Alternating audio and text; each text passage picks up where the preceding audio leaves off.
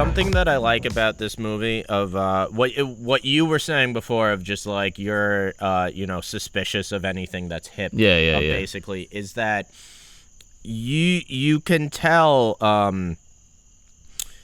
this movie, while it has a negative view of rich people, it doesn't necessarily have a negative view of like capitalism.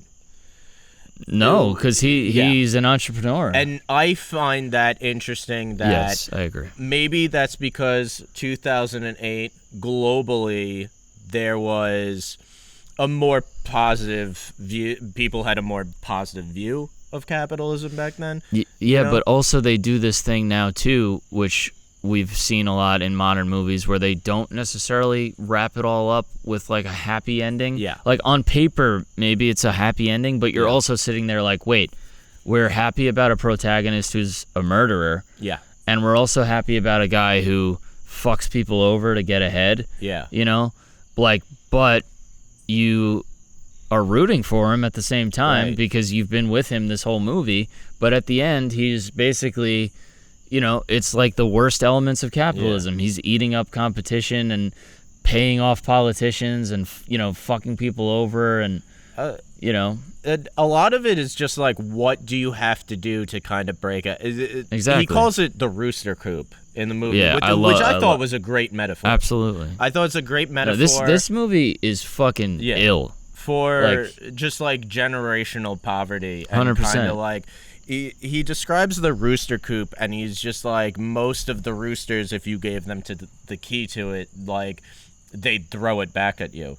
And it's kind of like, especially in India with the caste system, it's this ingrained into specifically the main character's head that, like, this is your lot in life, and you're not supposed to break free of the system. And that but you're destined to kind of be a worker or be a servant for somebody rich, and that's kind of your divine purpose.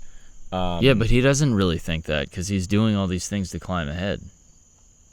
Well, he still has that in him. Like, it still is in his nature to like serve. No, exactly. Well, yeah, exactly. But that's the eternal. That's the eternal conflict. Yeah, exactly. Because you see these things that do come second nature to him. Yeah, like he does want to comfort his master. That's what they call it. And it's so bizarre hearing him say that. It is. It's so bizarre, and it's weird. I got to be honest. Ashok's character is super interesting.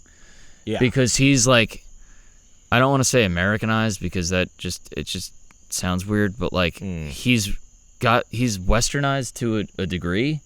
Yeah. But he also like feels comfortable abusing this kid, essentially. Which you can't call it anything else but abuse. No, 100%. I think, and I like the choice that he had to kill Ashok.